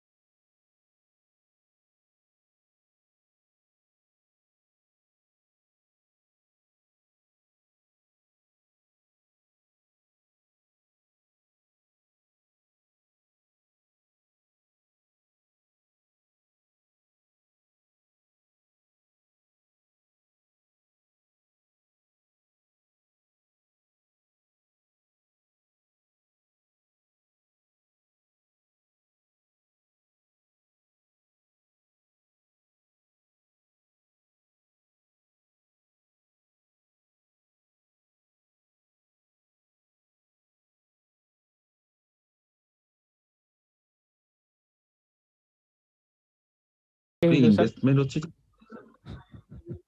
তার মানে আপনাকে আগে তো মানে ই করতে হবে। যেমন আপনি বলেন আপনি একটা ব্যবসা করতে চান, ঠিক আছে? তো আপনি জি ব্যবসা স্যার। করতে চাইলে আপনাকে আগে দেখতে হবে কোন ব্যবসাটা করবেন, ঠিক না? আপনি কি করবেন? আপনি ফ্রিল্যান্সিং করবেন। তো ফ্রিল্যান্সিং করতে গেলে আপনার ধরেন 100টা 50টা আপনি ল্যাপটপ লাগবে, কম্পিউটার লাগবে। এখন আপনি চিন্তা করলেন এই জায়গায় এভাবে করলে আমার এক ভাই বা পরিচিত লোক করছে, সেভাবে এভাবে দাঁড় করার পরে তার 5 মাস 6 মাস পর থেকে তার প্রফিট, হিউজ পরিমাণ প্রফিট জেনারেট হচ্ছে। এখন আপনি যে প্ল্যানটা করলেন, এখন করার পর দেখলেন আপনার টাকা লাগবে কত? আপনার টাকা লাগবে হচ্ছে গিয়ে প্রায় 20 লাখ। এই 20 লাখ টাকা এখন কই পাবেন? এখন দেখলাম আপনার কাছে আছে মাত্র 2 লাখ টাকা বা 5 লাখ টাকা, 10 লাখ। এখন আপনাকে কি করতে হবে?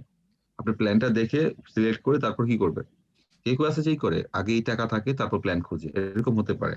কিন্তু নর্মাল সেন্সে যদি আপনার রানিং ব্যবসা থাকে, আপনি যদি কোথাও করতে চান, তখন আপনাকে কি করতে হবে? আপনাকে মানে প্রথমেই কোন সুযোগগুলো আছে সেটা খুঁজতে হবে। সুযোগগুলো খুঁজে আপনাকে কি করতে হবে, যে এই সুযোগটা বা এই ব্যবসাটা বা এই ইনভেস্টমেন্টে এত খরচ হবে, এখন দেখবো যে আমার কাছে কত হচ্ছে। যদি আমার কাছে থাকে সেটা আমি ইউজ করব, সেখান থেকে অ্যালোকেট করবো। আর যদি না থাকে আমি বাইরে থেকে নিব, বাইরে থেকে ধার বা অন্যভাবেও নিতে পারি, সেটা নিতে হবে। আগে থেকে যদি টাকা নিয়ে বসে থাকেন, তখন কি হবে, আপনি বিজনেস প্রজেক্ট খুঁজতে খুঁজতে খুঁজতে খুঁজতে দেখা যাবে সমস্যা হয়ে যাবে।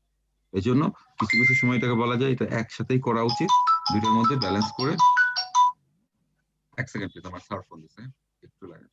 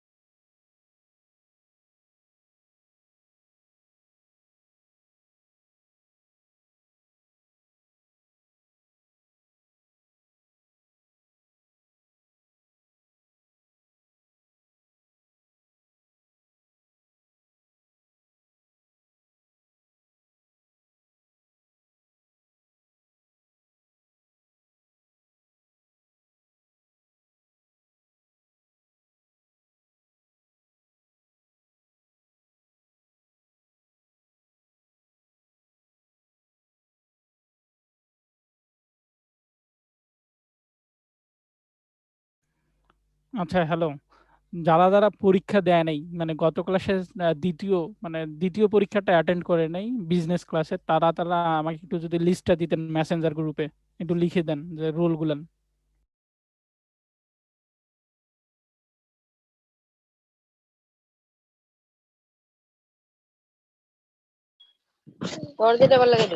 গত ক্লাসে কি পরীক্ষা হয়েছিল? আমি আসলে ক্লাসটা করি নাই তো আমি জানি না নাকি। গত ক্লাসে না, সেকেন্ড মানে পরীক্ষাটা যেটা হয়েছিল কন্ডাক্ট করছিল স্যার, সেটা যারা দেয় নাই। মানে ও দুইটা আচ্ছা। দুইটা কুইজ টেস্ট। হ্যাঁ হ্যাঁ হ্যাঁ হ্যাঁ হ্যাঁ, তার মধ্যে যেটা আমি দ্বিতীয় যেটা সেটাতে অ্যাটেন্ড ও আমি সেকেন্ডটা দিয়েছি, আমি ফার্স্টটা দিতে পারিনি। ওইটার যদি কোনো আচ্ছা, যারা কথা হয় প্রথমটা তাহলে দিতে পারে নাই, সেকেন্ডটা দিতে পারে নাই, তারা শুধু লিখবেন আইডি এত প্রথম মানে ফার্স্ট, আর যারা সেকেন্ডটা দিতে পারে নাই তারা হ্যাঁ। আইডি দিবেন আর সেকেন্ড লিখে দিবেন, শেষ কাহিনী। হ্যাঁ, গ্রুপে দেন, আচ্ছা ঠিক আছে, সবাই আচ্ছা, গ্রুপে দেন। ঠিক আছে আচ্ছা আচ্ছা। লিমন, হ্যালো। লিমন, অ্যানাউন্সমেন্ট শেষ? ওকে, আমরা শুরু করি। হ্যাঁ, এখন আমার যদি নর্মাল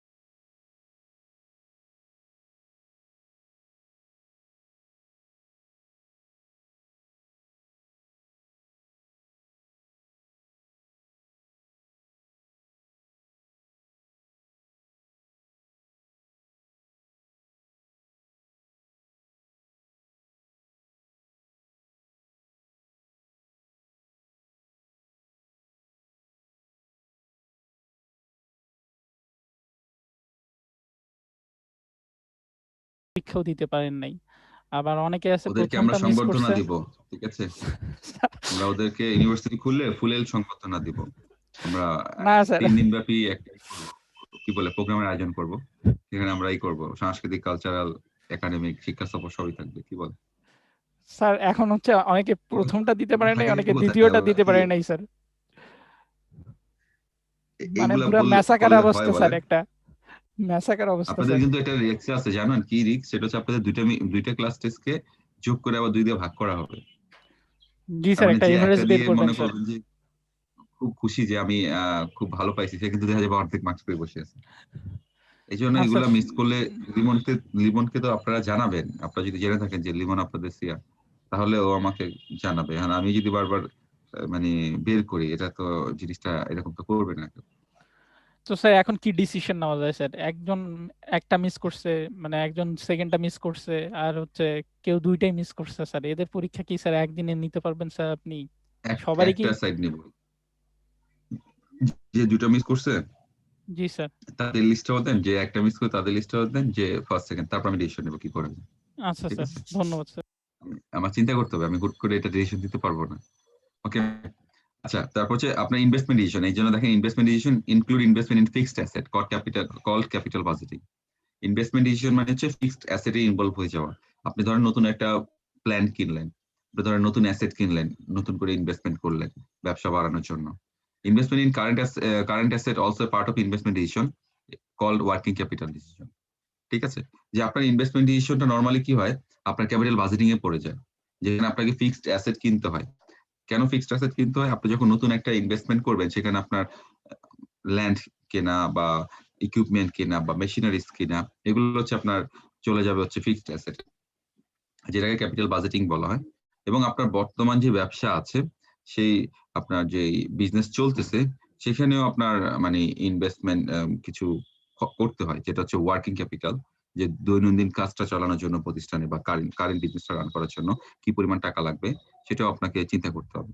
সেটা শর্ট টার্ম চিন্তা করতে হয়, আর লং টার্ম চিন্তা করতে গেলে আপনাকে যদি নতুন কোনো বিজনেস শুরু করেন বা নতুন কোনো প্ল্যান কিনেন বা নতুন ভাবে যদি কোনো মেশিনারিজ কেনেন, সেটা এই দুটো জিনিসই আপনার ইনভেস্টমেন্ট ডিসিশনের মধ্যে পড়বে।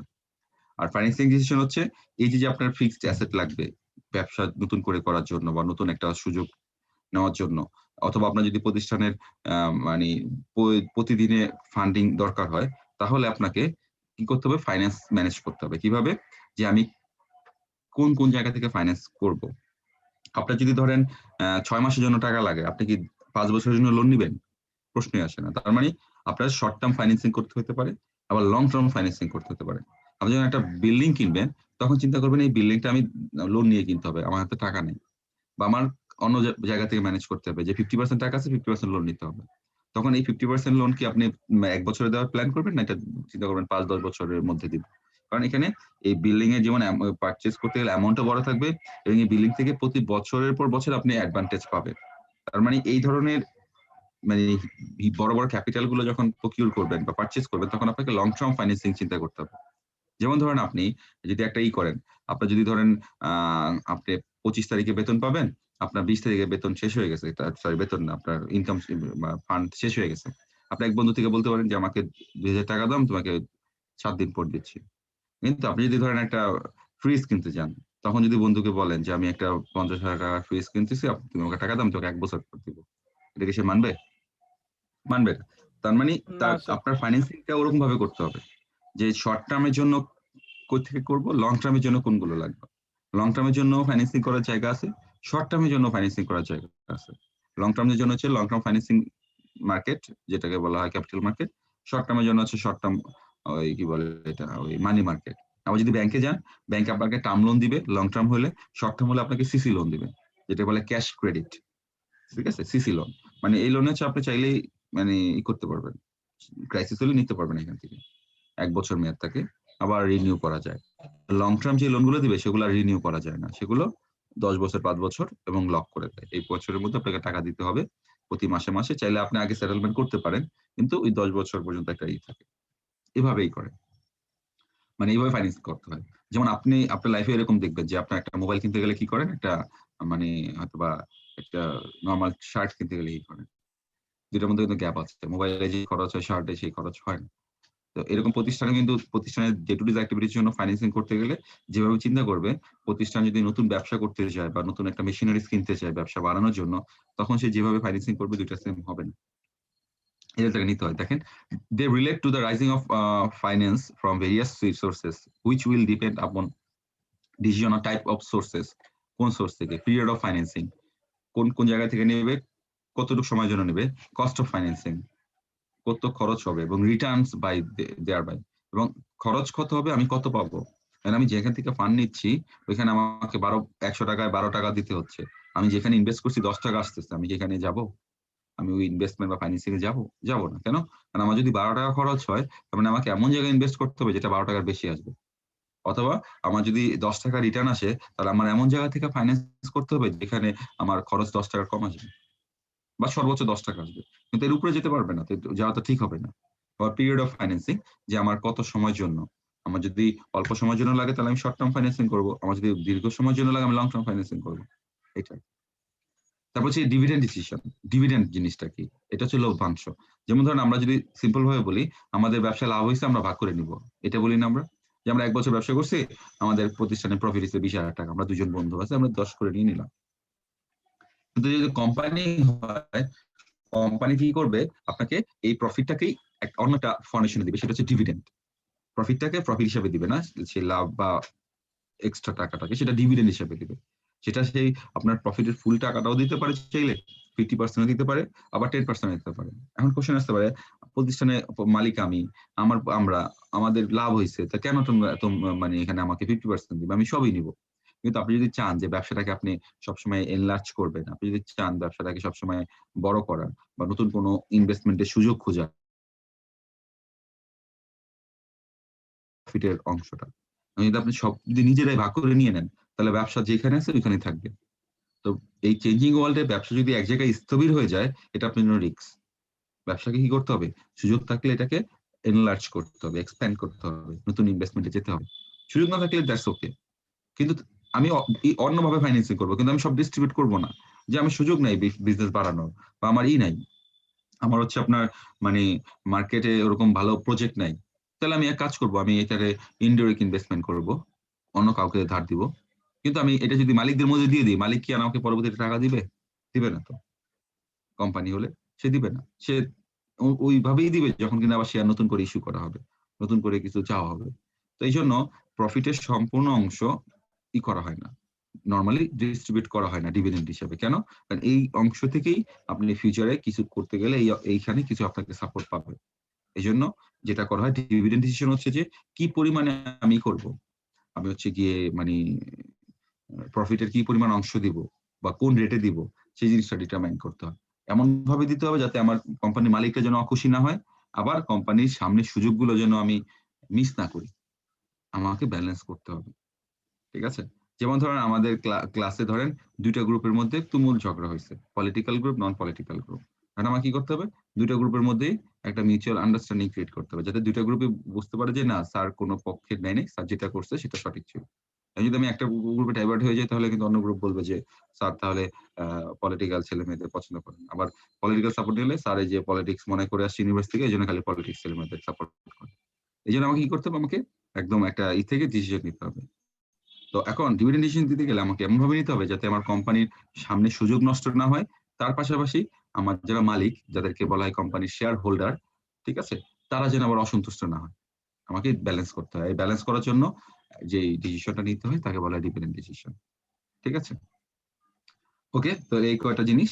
এখন এখানে আরেকটা জিনিস লিখছে, রিটেইন প্রফিট, মানে প্রফিটের যে অংশ ডিভিডেন্ড দেওয়া হয় তার বাকি অংশ যেটা দেওয়া হয় না সেটাকে রিটেইনড বলা হয়, মানে প্রতিষ্ঠান রেখে দিছে ফিউচার সুযোগে কোনো কিছুতে ব্যয় করার জন্য। এখন আপনারা এখানে একটা কোশ্চেন করতে পারেন, স্যার আপনি তো বলছেন ডিভিডেন্ড আগে, তো এখন তো সরি ইনভেস্টমেন্ট আগে, তো এখানে তো আগেই সে রেখে দিচ্ছে, এখানে তো সে আগেই ফাইন্যান্স করে রেখে দিচ্ছে, এটা বলতে পারেন না? হইতে পারে, কিন্তু এই টাকাটা যে মানে সামনে কোনো ইনভেস্টমেন্টে নিবে এই জন্য রেখে দিচ্ছে, কিন্তু এই টাকা কি যথেষ্ট? নাও তো হতে পারে যথেষ্ট। দেখা যাবে যে 50%, 80% কাভার হয়েছে, বাকিটা কি করতে হবে? ফাইন্যান্স করতে হবে। তো কি পরিমাণ ফাইন্যান্স করতে হবে? যদি মানে আপনি ইনভেস্টমেন্টটা সিলেক্ট না করেন, আপনি কি বুঝতে পারবেন? কারণ আপনার ধরেন প্রতিষ্ঠানে 10 লাখ টাকা আছে, আপনি ইনভেস্টমেন্টটাকে অনুমান করে নিয়েছেন আমার মনে হয় 15 লাখ টাকা করতে হবে, কিন্তু দেখা গেল 20 লাখ টাকা লাগবে। তো প্রতিষ্ঠানে 10 লাখ, ওইখান থেকে 15 লাখ নেন, 25 লাখ বেশি নিয়ে ফেলছেন। এটা আপনার একটা ভুল ডিসিশন হয়ে যাবে না? এই জন্য কি, যে প্রতিষ্ঠানে টাকা থাকলুক বা না থাকুক, দুইটাকে কিছু কিছু সময় সিমালটেনিয়াস বলা যায়, কিন্তু ইনভেস্টমেন্ট কাকে প্রায়োরিটি দিতে এই কারণে, কারণ আপনি তার মাধ্যমে রিয়েলাইজ করতে পারবেন যে ইনভেস্টমেন্ট প্ল্যানটাকে দেখে বা ইনভেস্টমেন্ট অপরচুনিটিটাকে দেখে, ইনভেস্টমেন্ট অপরচুনিটি দেখে আপনি ইনভেস্ট করছেন না, আপনি ওটার সম্ভাব্য প্লাস মাইনাস করে আয় ব্যয়গুলো বা পজিটিভ নেগেটিভ সাইড দেখে আপনার কি পরিমাণ প্রফিট হবে, কি পরিমাণ ক্যাশ আসবে, কি পরিমাণ ক্যাশ খরচ হবে, খরচ এবং আসার প্লাস মাইনাস করে কি পরিমাণ আমার হাতে থাকবে, এগুলো প্ল্যান করে তারপর চিন্তা করে না we should take this opportunity, তখন আপনি বলবেন যে এখন দেখি প্রতিষ্ঠানে কি অবস্থা, আমার কি পরিমাণ ব্যয় নিতে হবে। তার মানে আপনি প্রতিষ্ঠানে থাকলেও এটা আপনি যে সম্পূর্ণ ইউজ করবেন বা পার্শিয়ালি ইউজ করবেন, এটা কিন্তু আপনি শিওর না। তার মানে আপনাকে সেই গুরুত্ব দিতে হচ্ছে কাকে? ইনভেস্টমেন্টকে আগে গুরুত্ব দিতে হচ্ছে। ইনভেস্টমেন্টের গুরুত্ব দেওয়া মানে আপনি ইনভেস্টমেন্ট করে ফেলছেন এরকম না। এখন কোশ্চেন আসছে, স্যার ইনভেস্টমেন্ট গুরুত্ব দিলাম, টাকাই নিলাম না, কিভাবে ইনভেস্ট করলাম? না, আপনি ইনভেস্টমেন্টে গুরুত্ব দেওয়া মানে কি, আপনি সুযোগগুলোর মধ্যে বেশ সুযোগটাকে রেখে দিলেন যে এটা আমি ইনভেস্ট করব। এখন ইনভেস্ট করতে গিয়ে প্রতিষ্ঠানে দেখলেন, চেক করে কি পরিমাণ আছে, কি পরিমাণ করতে হবে, ঠিক আছে? আর রিটেন প্রফিট কি, ওই প্রফিটে যে অংশটা ডিভিডেন্ড দেওয়ার পর থাকে হাতে, সেটাকে রিটেন প্রফিট বলা হয়, ঠিক আছে? ওকে, তো এখন amount of retained profit has to be finalised. Finalise মানে কত আছে ফাইনাল করে ফেলতে হবে, which will depend upon expansion and diversification plan of the enterprise. কি পরিমাণ রিটেন প্রফিট রাখবো সেটা ডিপেন্ড করে এক্সপেনশন কি পরিমাণ করতে যাচ্ছি, ডাইভার্সিফাই কি পরিমাণ করতে যাচ্ছি। এখন এক্সপেনশন মানে ব্যবসা, যে ব্যবসা আছে যেটাকে বড় করব, আর ডাইভার্সিফাই করে মানে আমি এখন ধরেন আলু পটলের ব্যবসা করি, এখন আমি ব্যবসা করবো, পেঁয়াজের ব্যবসা করবো, এটা ডাইভার্সিফাই করা মানে ডিফারেন্ট প্রোডাক্টে চলে যাওয়া, ডিফারেন্ট সার্ভিস দেওয়া। আর এক্সপেনশন মানে এক্সিস্টিং সার্ভিসটাকে বড় করে দেওয়া, ঠিক আছে? তো আমি কি পরিমাণ করব, এটা যদি আগে থেকে একটু ধারণা করতে পারি যে না এবার আমি আগে একটা মেশিনারি এনেছিলাম, এবার আমি 2টা মেশিনারি আনবো, তখন যা দেবে ডিভিডেন্ডের পরিমাণ আরো কমাই দিবে। কেন? কারণ যত কমাবে তত আপনার অ্যাভেলেবল ফান্ড থাকবে ফর মেক ইনভেস্টমেন্ট। এই জন্য একটা ফাইন্যান্সিয়াল ম্যানেজারকে এই ইম্পর্টেন্ট ডিসিশন গুলো নিতে হয়, ইনভেস্টমেন্ট, ফাইন্যান্সিয়াল, ডিভিডেন্ড, এগুলো সবসময় তার মাথায় থাকবে। এগুলো আপনাদের নিজেদের পার্সোনাল লাইফেও লাগবে, আবার দেখা যাবে যে আপনার যদি কোনো ব্যবসা করতে চান সেখানে আপনার এগুলো কাজে দেবে, ঠিক আছে? এখন কিছু অবজেক্টিভ আছে যে এই ডিসিশন গুলো নেওয়া হয়, অবজেক্টিভ গুলো কি কি? যে two ensure the regular adequate supply of fund. Regular এবং এডিকুয়েট, রেগুলার মানে কি ওয়ার্কিং ক্যাপিটালের জন্য রেগুলার মানে টাকা লাগবে। আবার এডিকুয়েট মানে কি যেটা যে পরিমাণ দরকার। ফান্ড এমন একটা জিনিস, অতিরিক্ত হলে আপনার জন্য সমস্যা, কম হলে তো আরো বেশি সমস্যা। কম হলে তো শুরুই করতে পারবেন না, ক্রাইসিস সৃষ্টি হয়ে যাবে। অতিরিক্ত হলে আবার কি হবে, পড়ে থাকবে টাকা, তাতে আবার প্রফিট কমে যাবে। কিন্তু একটু অতিরিক্ত হওয়া ভালো, কিন্তু ক্রাইসিস হওয়া ভালো না। কেন? ক্রাইসিস হয়ে গেলে কাজটা ঠিক মতো করতেই পারবেন না। আর একটু যদি অতিরিক্ত হয় হয়তো বা কিছু প্রফিট কম হয়ে যাবে, কিন্তু একটু অতিরিক্ত মেনে নেওয়া যায়, কিন্তু ক্রাইসিস মেনে যাওয়া যায় না। তো আপনার ফাইন্যান্সিয়াল ম্যানেজমেন্টের যে কাজটা সেটা হচ্ছে ensure the regular and adequate supply of fund, এটা এনশিওর করা। To ensure the adequate return of shareholder, যে শেয়ার হোল্ডার যেন তার রিটার্নটা পায় ঠিক মতো। Earning capacity which will depend upon earning capacity, market price, expectation of the shareholder। এখন সাপোজ আপনি শেয়ার হোল্ডার, আপনাকে ডিভিডেন্ড কম দিচ্ছে, আপনার মনটা খারাপ, কিন্তু আপনার অন্যদিকে মনটা ভালো হওয়া উচিত। কেন? কারণ একটা কোম্পানি যখন বারবার ইনভেস্টমেন্টে যায়, কোম্পানি যখন পজিশন ভালো হয়, তখন ওই কোম্পানির শেয়ার মালিক হওয়ার জন্য সবাই বসে থাকে। তো ওই কোম্পানির শেয়ার যদি মার্কেটে থাকে, তো শেয়ারের দাম automatic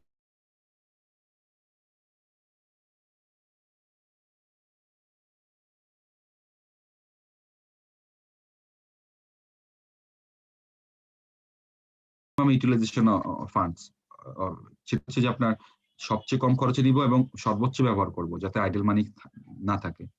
ensure safety investment, safety investment মানে যেখানে ইনভেস্ট করবো সেখান থেকে যেন আমার ক্যাপিটালটা ফেরত আসে এবং আমার রিটার্নটাও আসে। আমি এমন জায়গায় ইনভেস্ট করলাম, আমার টাকা আসলো না, মানে মেন প্রিন্সিপাল আসলো না, তাহলে কিন্তু আমি ব্যবসা একসময় বন্ধ করে দিতে হবে। এই জন্য সেফটি ইনভেস্টমেন্ট ইম্পর্টেন্ট। দরকার হলে আমি একটু প্রফিট কম আর্ন করবো, কিন্তু safety invest important.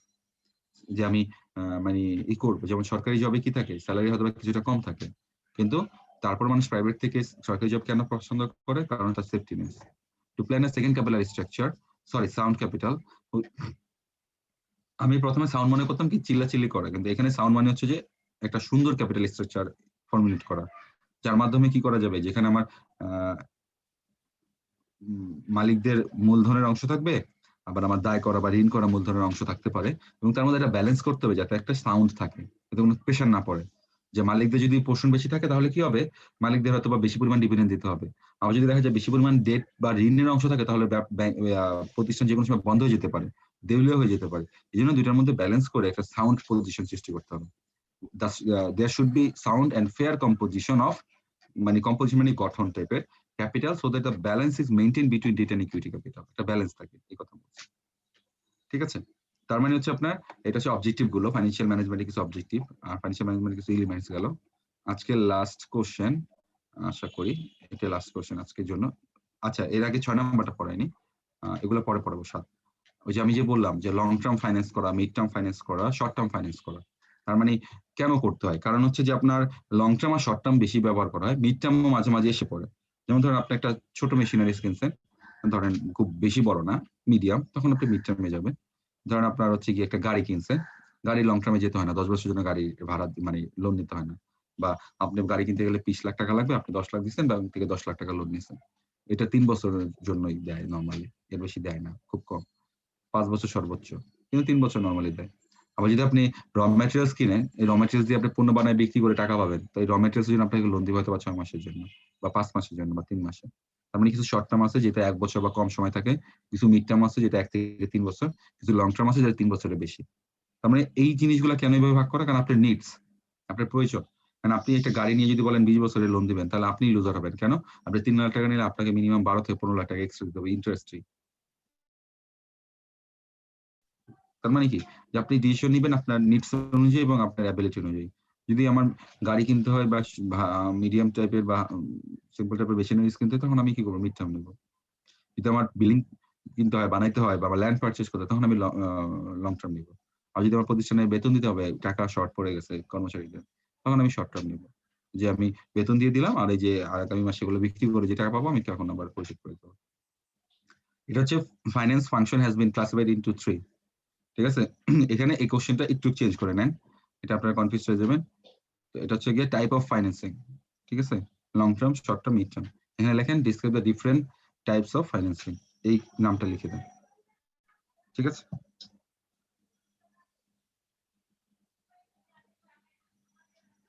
Okay, describe the different types of financing. এখন আজকে লাস্ট কোশ্চেনটা, সেটা হচ্ছে আপনার একটা মানে ফাংশন অফ ফাইন্যান্সিয়াল ম্যানেজমেন্ট, যে ফাইন্যান্সিয়াল ম্যানেজমেন্টের ফাংশন কি কি হতে পারে।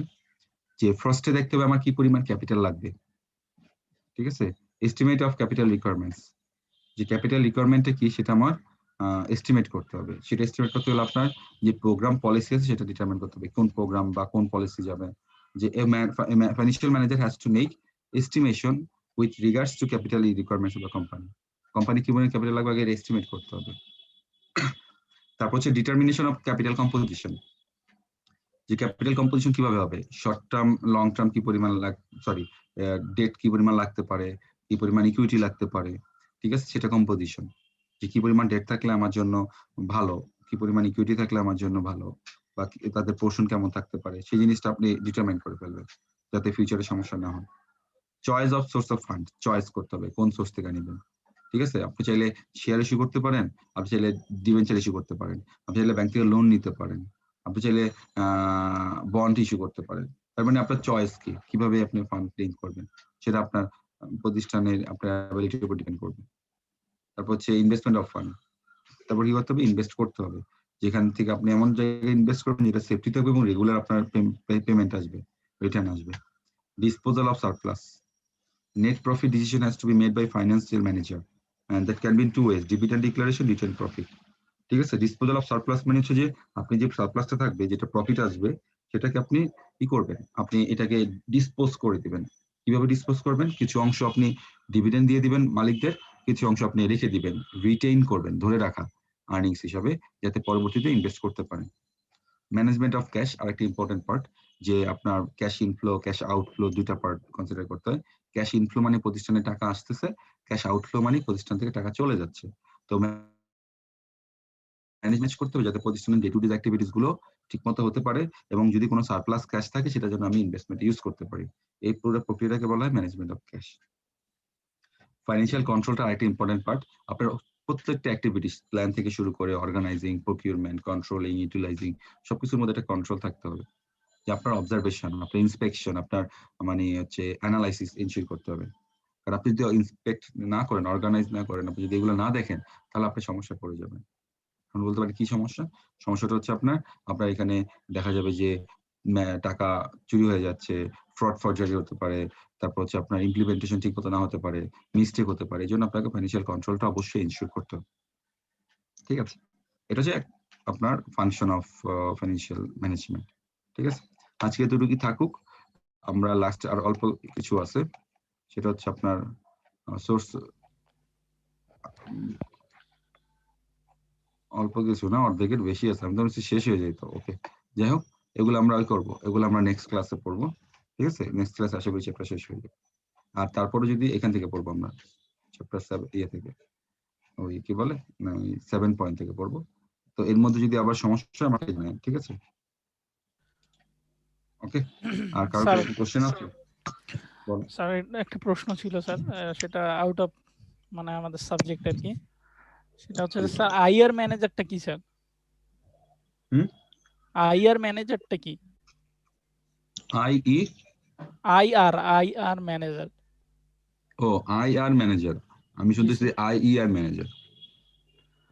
আইআর ম্যানেজারটা কি স্যার? ওকে, আপনাদের কেউ জানেন এটা কি?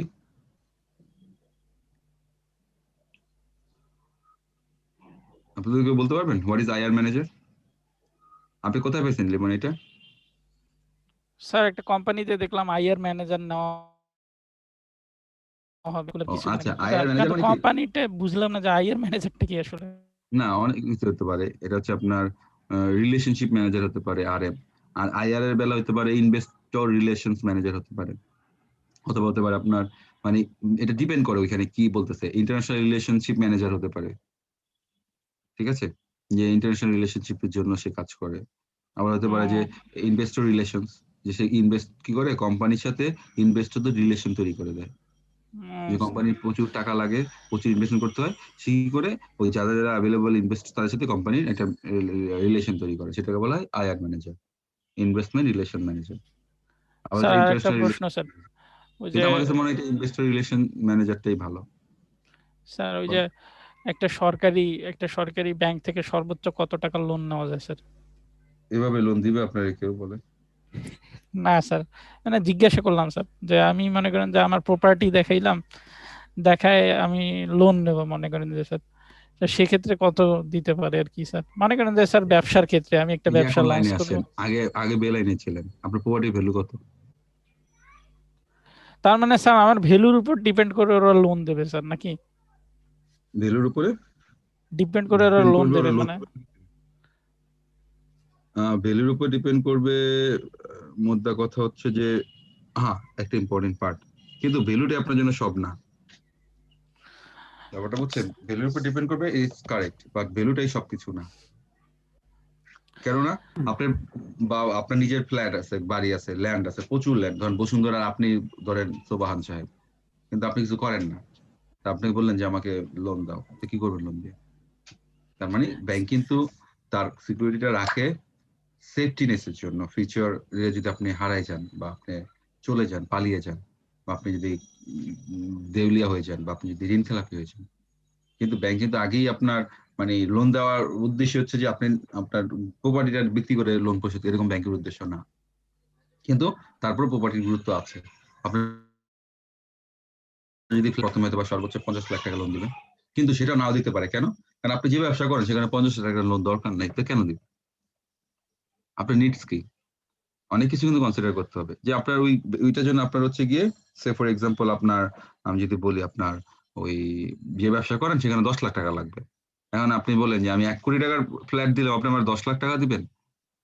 আপনি আমার 80 লাখ টাকা দেন, এটা দিবে না, কারণ আপনার নিডস নাই তো। আপনি এখানে নিডস কোথায়? আমি যদি বলেন আমি নতুন ব্যবসা শুরু করবো, তাহলে ঠিক আছে, প্রজেক্ট দাও, প্রজেক্ট ম্যানেজমেন্ট মানে প্রজেক্ট ইনভেস্টমেন্ট করবো, তখন আপনাকে প্রজেক্ট বানাইতে হবে, বানাই ব্যাংকে দেখাইতে হবে যে আমি এইভাবে আঁকাবো, এইভাবে করবো। তখন আপনাকে ব্যাংক হয়তো বা 50 সর্বোচ্চ 80 লাখ টাকা লোন দিতে পারে। স্যার কিন্তু চাইনিজদের, অনেক সময় স্যার কি হয়, চাইনিজ কোম্পানি, শোনেন, অনেক সময় দেখা যায় আপনার যে 1 কোটি টাকার ফ্ল্যাট থাকলে আপনাকে 1.5 কোটি টাকা লোন দিতে পারে, 2 কোটি টাকা দিতে পারে, কিন্তু এটা তখন দিবেন, এটা দিবে আপনি যখন তার সাথে, ব্যাংকের সাথে আপনার সম্পর্কটা খুব গভীর হয়ে যাবে, তখন ব্যাংক আপনাকে ট্রাস্ট করে এবং আপনি ব্যাংকের প্রতি খুবই ডেডিকেটেড।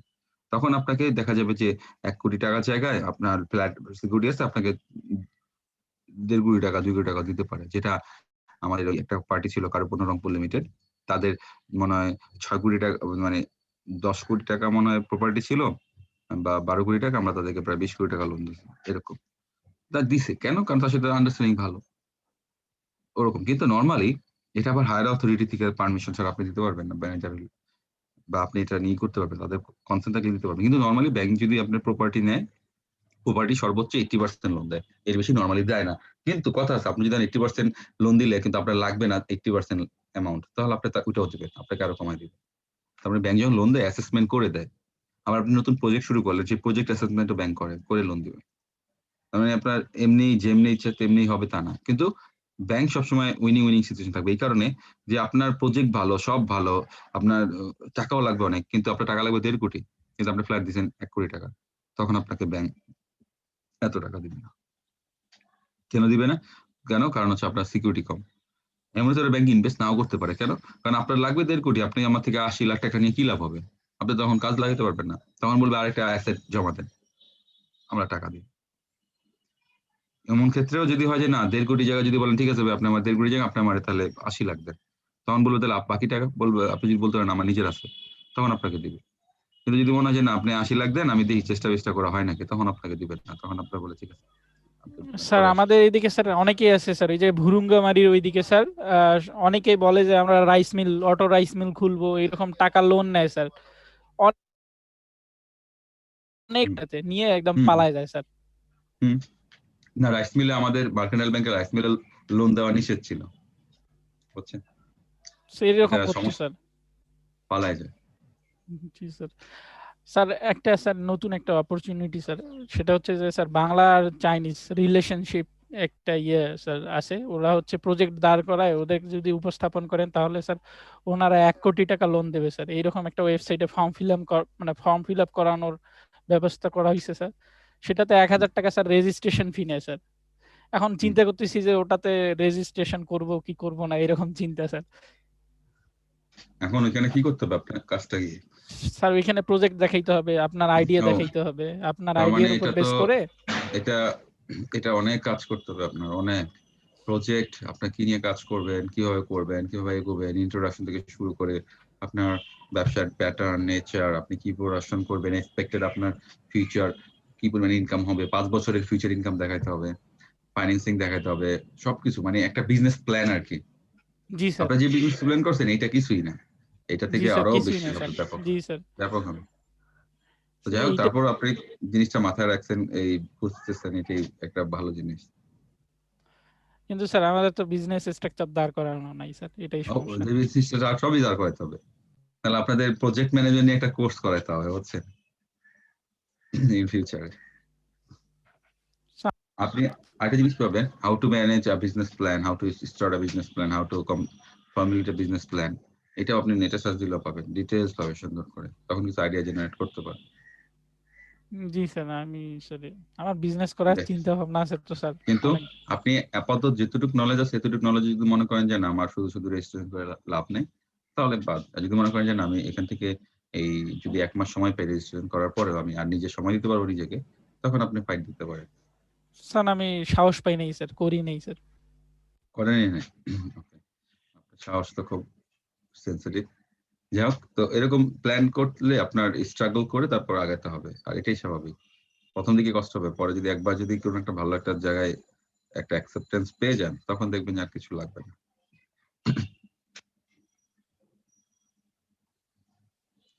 ঠিক আছে, তাহলে সবাই ভালো থাকবেন। হ্যাঁ, আসসালামু আলাইকুম স্যার।